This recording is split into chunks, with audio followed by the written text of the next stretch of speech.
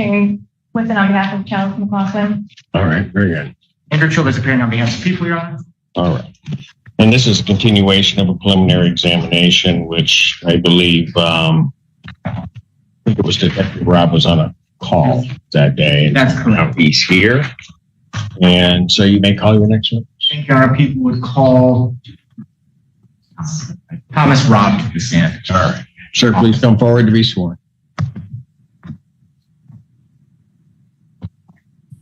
Take a seat, raise your right hand. Do you solemnly swear to affirm the testimony you're about to give the truth, the whole truth, and nothing but the truth? Have a seat. State spell your first and last name for the record. Thomas Robb, T-H-O-M-A-R-A-G. Sir, thank you, Your Honor. Sir, how are you currently employed? I've been with Washington County Sheriff's Office. And how long have you worked with the Sheriff's Office? 4 years. Were you working in that capacity back on April the 15th this year, 2025? I'm licensed as a road patrol deputy. Road Patrol Deputy? Thank you. Directing your attention to around 7:30, 7:45 in the morning, were you in the vicinity of the West Willow neighborhood? I was. Okay. And on that date and time, what was your shift? Sorry. What was your shift that day? I was working day shift. Okay. What time did you start? 8 a.m. 8 a.m. I Okay. believe the 7:30 time was when the call initially came in. Okay. At some point, as your shift started, were you made aware of an investigation regarding a possible stolen Ford Explorer? I was. Okay. And who made you aware of that? Deputy Phillips. Okay. And what, if anything, happened in that morning on April the 15th that led to you being involved with that Ford Explorer in any way? Deputy Phillips told me that he'd taken a stolen vehicle report for that vehicle. He advised that he had obtained GPS location for the vehicle from the victim. That was pinging, I believe, on Brookside, which was in the West Willow neighborhood. He advised that he was going to go check the area for the vehicle and asked me to assist. Okay. Were you and Deputy Phillips in the same patrol vehicle or separate patrol vehicles? Separate. Okay. To your knowledge, did Deputy Phillips arrive in the area of that suspected stolen vehicle before or after you? Before. Okay. How did you know that? I heard him call it on the radio. Okay. When you heard him call that out, where were you? A few blocks away. Okay. And what happened next? After he called out that he was out with the vehicle, again, I believe it was on Brookside. I was a few blocks away. I heard mic clicks on the radio. That's pretty much when somebody depresses the talk button on the radio, but doesn't have a chance to get a transmission out.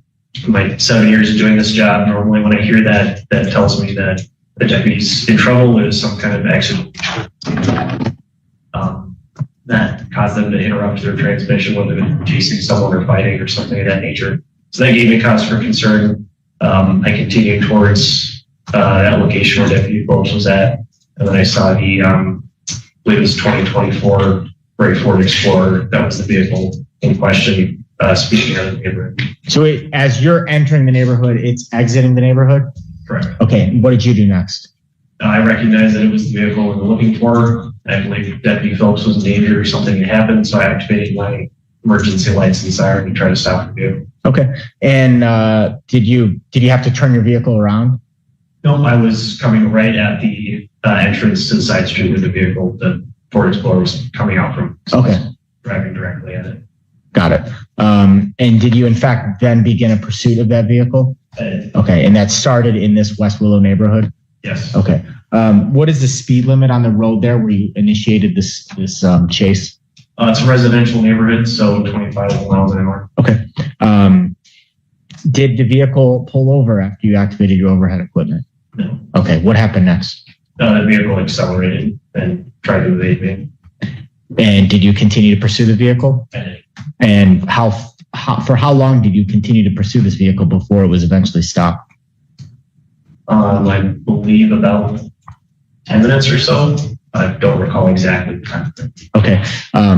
Where during that time, do you know, Detective Rob, what speeds did you get to?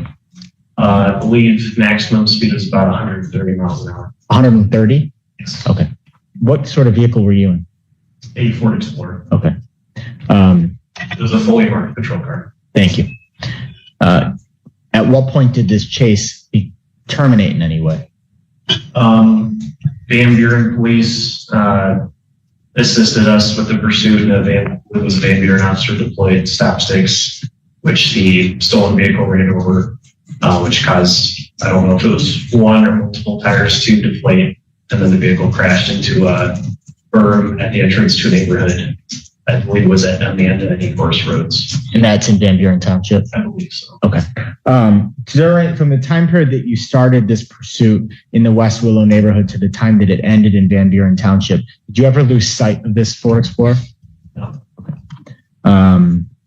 After the vehicle was hit the stop sticks and crashed into the ditch, were you able to determine if the vehicle was occupied? Yes, I was. And were you able to see anyone in that vehicle? Yes. Okay. Are any of the individuals that you saw in that vehicle on April the 15th in the courtroom here today? Yes. Can you identify an article of clothing that they're wearing? Yes, it was Charles McLaughlin. He's sitting to my left wearing a green jumpsuit. And where, Your Honor, may the record reflect in court identification of the defendant?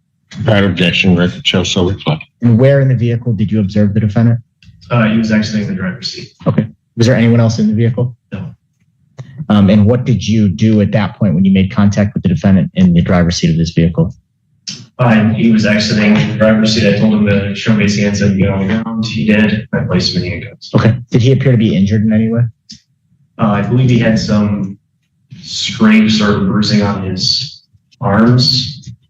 Maybe, I think he might have had a small amount of blood on his lower lip, if I recall correctly. Okay. Is it, do you recall, did like the airbags deploy in this crash? I don't recall. Okay.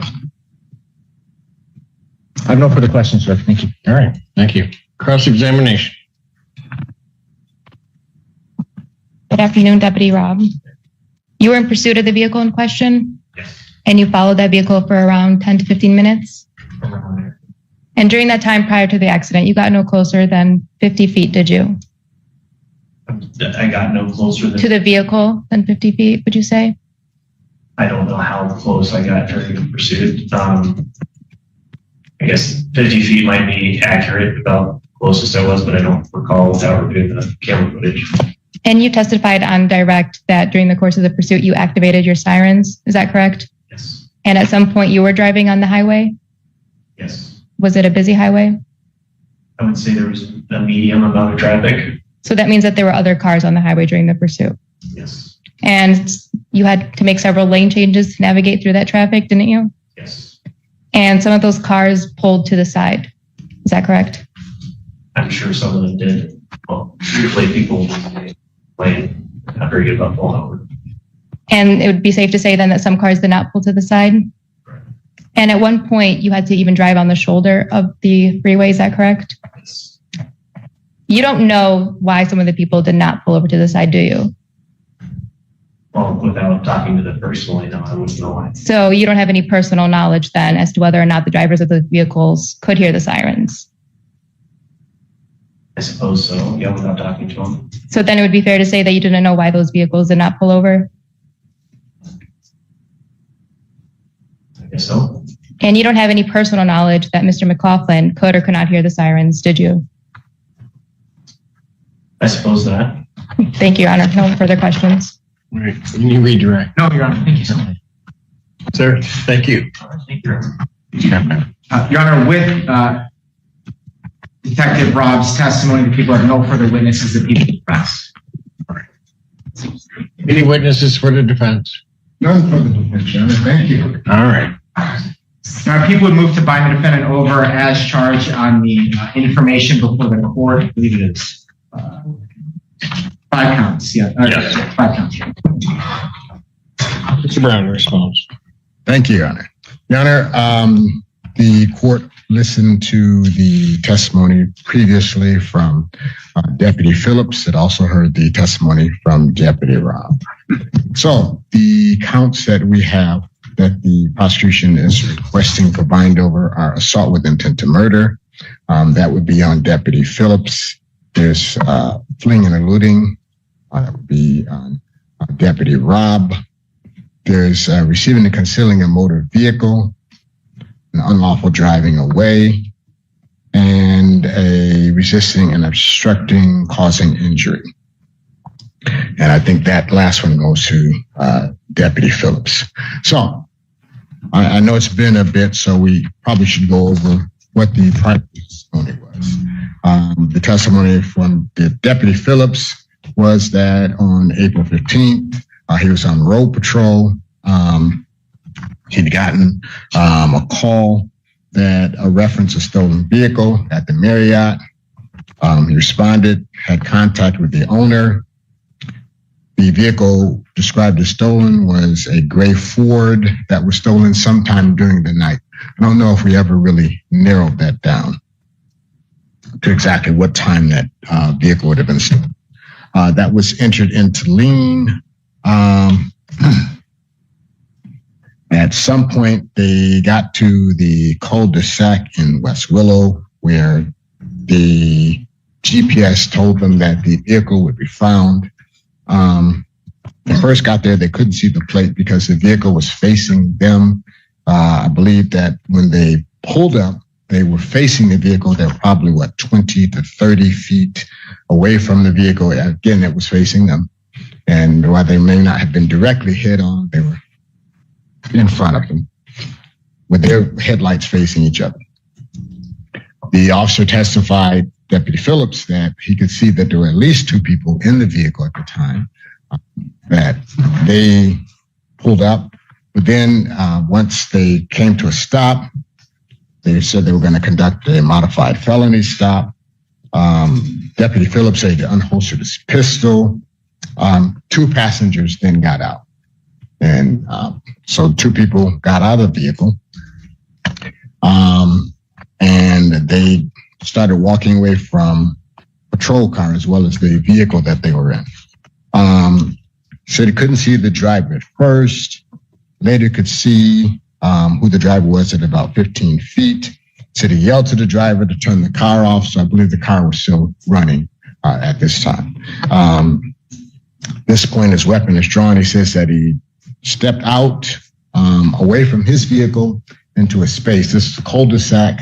And as the testimony was developed, there was a space between the front of his vehicle, where he was the passenger, got out, and a space in the street from where a vehicle could pass through. He said he got out, couldn't recall whether or not he'd raised his hand, but he did get out and he got into that space.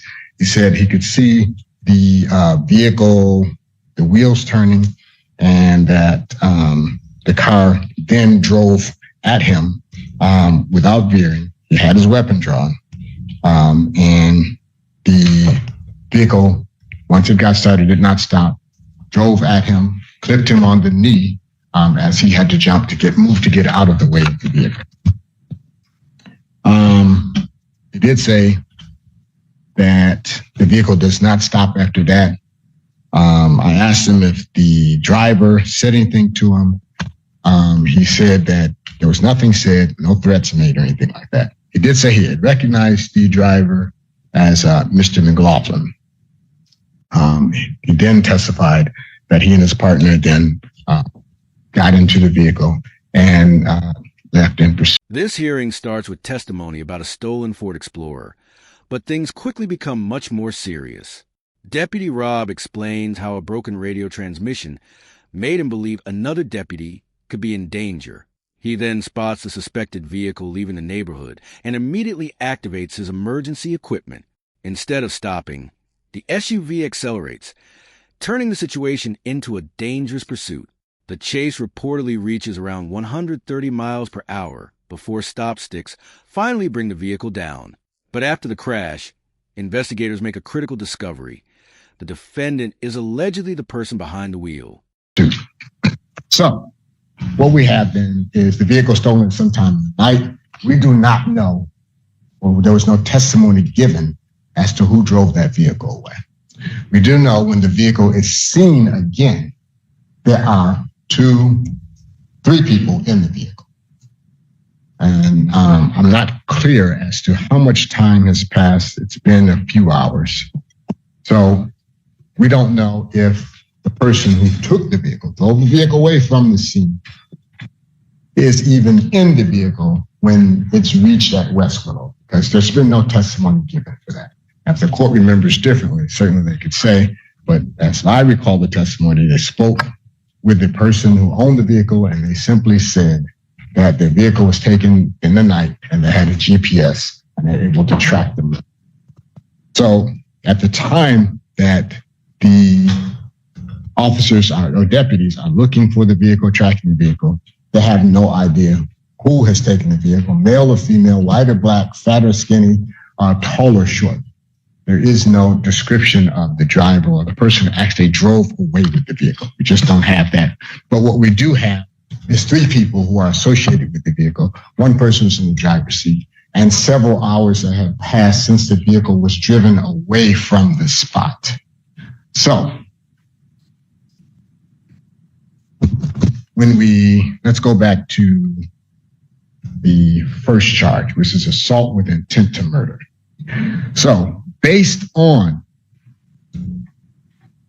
Mr. Chalice McLaughlin driving at the officer who was in the space to which the vehicle must pass in order to leave the scene, based on him driving at the officer and hitting him, the prosecution is charged assault with intent to murder. Now, most of the time we see this is usually charged as felonious assault. In fact, every time I've ever seen this, it's been charged as felonious assault. And there is a reason that it's charged as felonious assault. First, in order to prove assault with intent to murder, prosecution must show evidence which would have supported murder had death occurred. And that's first degree. They have to show that it was a first degree murder because they have to, in this, back up. This is People versus Sis Medea. That's 167 Mich 210. They have to show that that murder, that had death occurred, it would have been properly charged with murder. So, second, let's go with People versus Todd, 186 Mich App 625, 1980. There must be an intent to kill in order for you to have, for murder. For you to have murder, there must be an intent to kill. And this is what the prosecution is no doubt going to argue.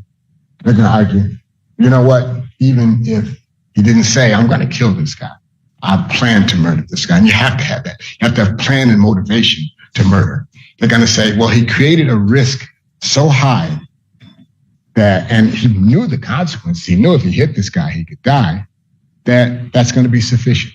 And I think would be the logical thing to argue, that the risk that he created with the knowledge of the probable consequence, that'd be sufficient. But the law would not support that. People versus Milton, 81 Mishap 515, 1978.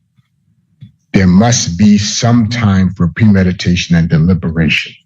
So remember, the court may recall that it was 6 seconds from the time the officer got out of his vehicle and stood in that area in order to stop this vehicle from leaving. 6 seconds. Now, the law does not define how much time you need for planning and premeditation. It doesn't do that. But it is clear where there is no evidence of planning and motivation. And they have to show that. They have to show some plan, some motivation to kill this person. What you've seen is a motivation to leave, to flee the area, perhaps. But there is no evidence put before this court that when this vehicle was driven at that officer, that the plan or the motivation, the intention or the premeditation was to kill anyone. And they have to show that. It's not enough that they show, well, it's likely. But isn't that really a question of fact? No. As to whether or not Good question. the evidence is sufficient? Good question. Because People versus Oster, 67 Mishap says, where there is no evidence of planning or motivation, bindover is erroneous. So no, it's not a question of fact. And it's a great question, but People versus Oster has already answered that for us. You've already said, have you not, that even though it's a 6 second time frame, that could be, or a fact finder could conclude that that is sufficient time for the premeditation. Thank you. I've not said that. Well, I know you're not saying that, but you are saying that the case law does not indicate that de facto says that there is not enough time because the time frame is not spelled out. Right, the time frame is not spelled out. That doesn't automatically mean that it's an issue for the trier of fact because they still have some duty, Your Honor, to show that there was some planning and motivation. That's what you're giving. What you would, if you were to bind over based on what you have here, you'd be taking away their duty.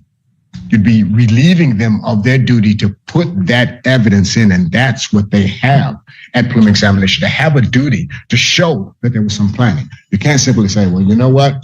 Since the law says that there's no time frame, then hey, that's enough. They have to actively show that there was a plan, a premeditation to murder. It's not simply, well, you know what?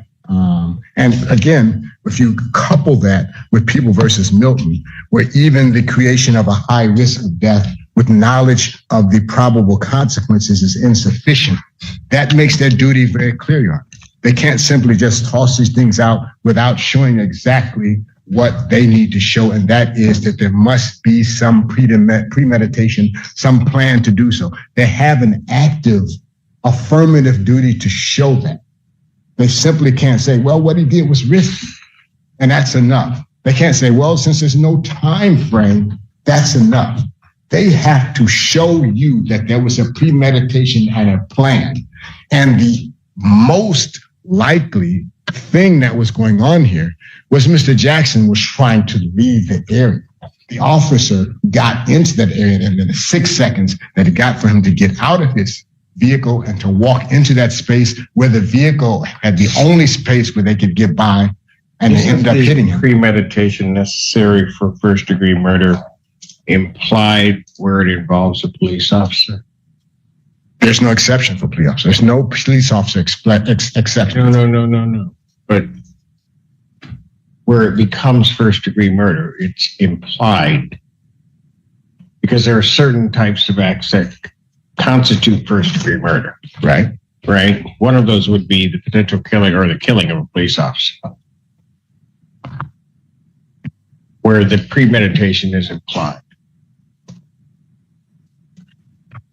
So you're saying there is an exception for police officers with acts that I'm not saying it's an exception. I'm just saying there are certain things that will constitute implicit premeditation from the standard definition.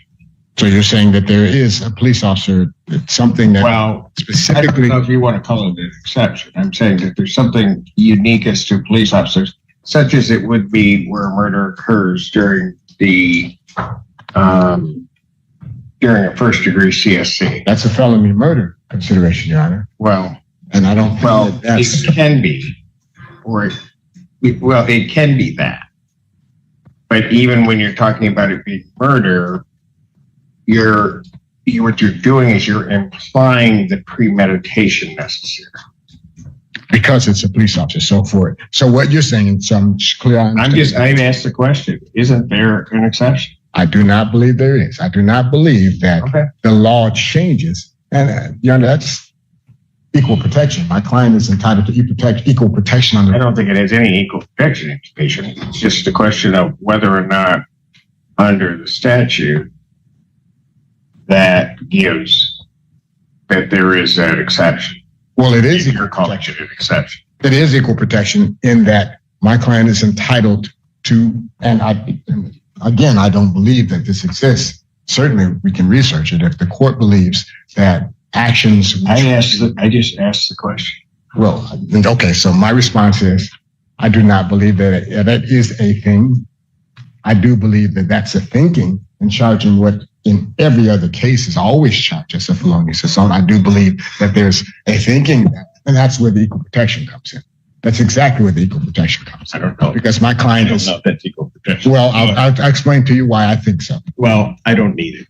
Okay. Because I don't think you've rejected it up front. Okay, fine. I rejected it outright. Okay, all right, fine. Well, Your Honor, then I have to say I reject the notion that police officers have some sort of protected status. Well, you can reject it. I asked the question. You're saying no. I'm saying I'll no. hear from the people when they get when they get there. Okay, all right. So let's move past that. Let's go to the unlawful driving away.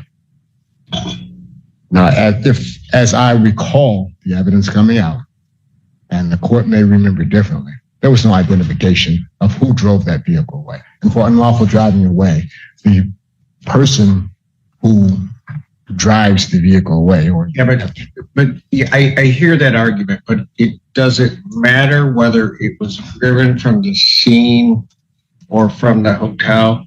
Is it really going to matter? yes, because one is receiving and concealing stolen goods and one is driving away. The thief has to drive the vehicle away. If they put no evidence before you, let me back it up. Sure, you can certainly say that recent possession of stolen goods leads to the inference that a person knows the property is stolen. It does not lead to the inference that the person stole the property. And they have to put evidence on that Mr. McLaughlin drove that vehicle. That's why it's called unlawful driving away, Your Honor. It's not unlawful possessing later on. It's unlawful driving away. You can't conflate receiving and concealing with unlawful driving away. They have a duty so what I'm saying is, whether or not he took possession at the hotel or whether or not he took possession at the cul-de-sac, because he was driving the vehicle, and there's testimony to that, yes. He took possession and he's driving it away. That would be at most unlawful. That would be receiving and concealing stolen property, Your Honor. Unlawful driving away means that he has to have taken the property knowing that the property was not his, that he was taking the property from the owner. You don't know that he was at the hotel. You can't, and that's... I'm just saying it won't matter where you start, though. I'm not saying that there's an indication that he necessarily took from the hotel. If you concede that point, I'm saying the unlawful driving away can happen at the point of the cul-de-sac. Then how do you get receiving and concealing stolen property? How do you distinguish the two if you're going to say it's always a... I'm not here for reasonable doubt. I'm not here to answer your questions. So you can go ahead with your argument. All right, so let's make sure that we're clear on that. Unlawful driving away demands that the person take the vehicle. Now the case moves from the dangerous pursuit to a much deeper legal fight. The defense argues that the prosecution has not shown enough evidence to support an intent to murder charge. The judge focuses heavily on what happened during a crucial 6-second window, questioning whether there was evidence of planning or premeditation. The defense also attacks the unlawful driving away charge, pointing out that nobody testified about who originally stole the vehicle. That distinction becomes extremely important, because being found driving a stolen vehicle is not automatically the same as proving who actually stole it. Take possession of the vehicle, in contradiction or in contrast to the owner. If he takes possession of the property from someone else who stole it, he's not an unlawful driver away of the vehicle. He may be someone who receives and conceals. The problem for the prosecution's case, Your Honor, is they have not established who took the property from the owner, or at least where the owner had the property last. And they have to do that. Just because you can say that he was in the vehicle later does not and cannot support a UDAA. At best, it can support a receiving and concealing of stolen property if you go with the thought that recent possession of stolen property, knowledge that the property itself is stolen. But it does not support a claim that the person, whoever is in possession of it, actually took that vehicle. And that's what UDAA demands. They have to have taken the vehicle from the possession or control of the owner, even though it's in the parking lot and the owner may be elsewhere. They have to have taken it there. If they drive it later, at best, that's a receiving and concealing. It's not a UDAA. That's not what the law says for UDAA. If you argue something differently, then always, if someone steals the car, hands me, and that's another thing too. There's not been any evidence put on that my client had the keys or didn't have the keys. But even getting past that part, getting past the notion that someone may have given him the keys elsewhere, I can concede that it's relatively recent possession, even though we don't have enough time, or we don't have a specific time period. How long the vehicle was taken or when my client would have come in possession of that vehicle. And that's important when he comes in possession. If someone else steals that vehicle and hands him the keys or hands him whatever, you cannot say that he drove that vehicle or that he unlawfully drove the vehicle away, because that has to come and against the owner's possession and control, and not against someone or anyone else's possession and control. We don't know that any of the other two passengers didn't take that vehicle away, at least not from the evidence that's been presented here, that any of the other two passengers didn't take the vehicle and then give him possession later on. And that's important. So, with respect to the 2, 3, and 5 counts 2, 3, and 5, I believe that those are in fact issues for the trier of fact. With respect to count 1, I don't believe that the prosecutor has met its burden of proof. And if the prosecution can get up and say that there is an exception for police officers, as the court suggests, and they can cite some case law. I asked the question, Mr. Brown, so don't put words in my mouth. I'll hear from them. All right, fine. So, and also with the UDAA, I don't think they've met their burden there. Response. I'll start with the assault with intent to murder. So looking at the jury instruction 17 and Michigan pattern criminal jury instruction 17.3, assault with intent to murder requires the defendant try to physically injure another person. Second, that when the defendant committed the assault, he had the ability to cause an injury or at least believe that he had that ability. And third, that the defendant intended to kill the person and the circumstances did not legally excuse or reduce the crime. Intended to kill the person, not intended to commit first-degree murder. That's a very different thing. And looking at People versus Erickson, a Michigan Court of Appeals published case 288 Mishap 192, this is from 2010, specifically states this, points to this jury instruction as the elements of assault with intent to commit murder. It is not assault with intent to commit first-degree murder. It's just assault with intent to commit murder. So I don't even need to address that issue, whether there's an exception premeditated. There's nothing in the jury instruction that requires that. Okay. And so then we're left with the question of is the defendant in driving a Ford Explorer at Deputy Phillips intending, can you infer from that behavior an intent to kill? And the argument before the court that the people would put forth is when you're piloting what is probably a 4,500 or 5,000 pound object, accelerating and pointing that vehicle at an individual, you absolutely, that those actions, there's a logical inference that can be argued that would create a question of fact that you're intending to kill that person. That's a we're not talking about a motorcycle or a scooter or a golf cart or anything else. We're talking about a Ford Explorer. This is a large vehicle. The defendant looked, based on the testimony of Deputy Phillips, he was looking right at him. Deputy Phillips is attempting to get him stopped. He steers in the direction of Deputy Phillips, hits the gas, and hits him. Now, granted, Deputy Phillips was able to get out of the way, and it only struck his knee and kind of fell to the ground. But we have to consider the actions of the defendant, and I think to a probable cause standard, there is certainly a question of fact as to the defendant's intent. But unequivocally, if you take a Ford Explorer and you floor it and you aim it at someone, you can kill them. That is just common sense. Regarding the UDAA, again, relying on the jury instructions, unlawful driving away out of an automobile requires first that the vehicle belonged to someone else. Second, that the defendant took possession of the vehicle and drove it away. And third, that these acts were both done without authority or without the owner's permission. Fourth, the defendant intended to take the vehicle without authority, knowing that he or she did not have the authority to take the vehicle and drive it away. As the court alluded to, that doesn't require that you must take the vehicle from the first place it was stolen. Now, I think that there's a logical argument and facts such that the location of the hotel versus the location of where this vehicle was found and the time frame that it happened at some point overnight, and this is 7:30, 8 o'clock in the morning. Again, there's a logical inference, circumstantial evidence to suggest that the defendant did in fact take that vehicle from the hotel parking lot. We're not talking about one state over or 200 miles away, something to that effect. But I believe that, again, there is sufficient evidence before this court to a probable cause standard that there is a question of fact regarding that count. And I believe that the defendant should be bound over on all 5 counts. All right, thank you.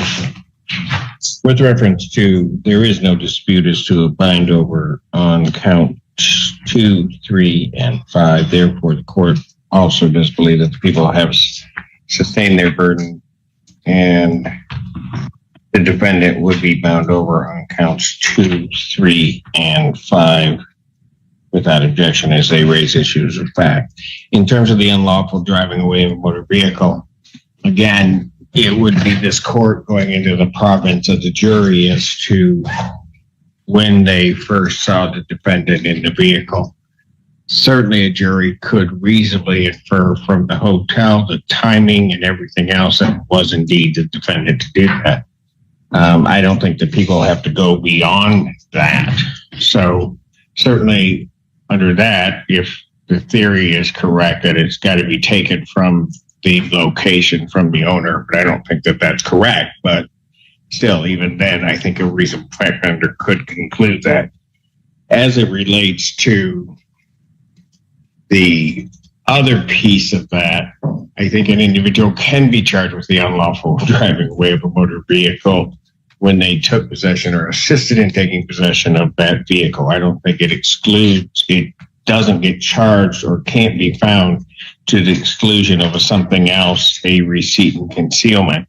Certainly a reasonable fact finder could conclude that the defendant did, even at that location, take and or assist in the taking of that vehicle and its unlawful driving away. So that charge would be proper.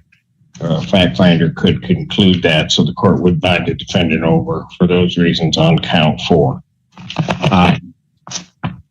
With reference to count 1, the assault with intent to murder, I also do not believe that it requires first-degree murder and some premeditation within that. It is really the intent to kill, as the instruction indicates.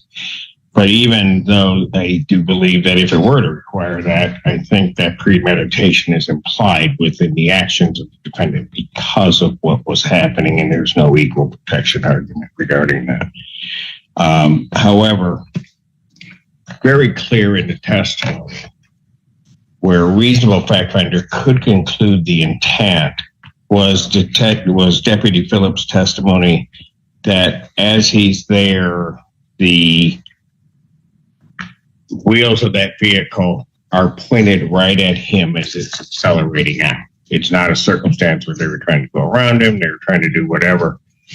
And certainly a reasonable fact finder could conclude that that was an attempt to strike and kill Deputy Phillips. And that, as it then relates to count 5, maybe by the grace of God, Deputy Phillips gets out of the way. His leg is hit and injured. But that would, even though he's able to do that, that doesn't necessarily negate the intent that the defendant, or what one could find as the intent to kill in this case. And the court believes that there is sufficient evidence as it regards that under either theory of the first-degree murder or under the notion of kill. I think there's sufficient evidence to go forth to a jury on that charge, and therefore the court would find that the people have sustained their burden and bind the defendant over on count 1. So to conclude, the defendant will be bound over to stand trial on all 5 counts.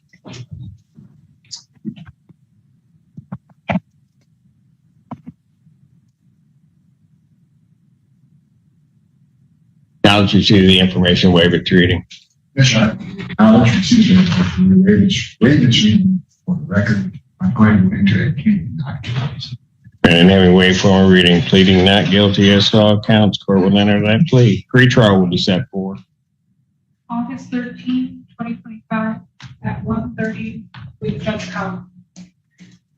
August 13, 2025, 1:30, Judge Collins.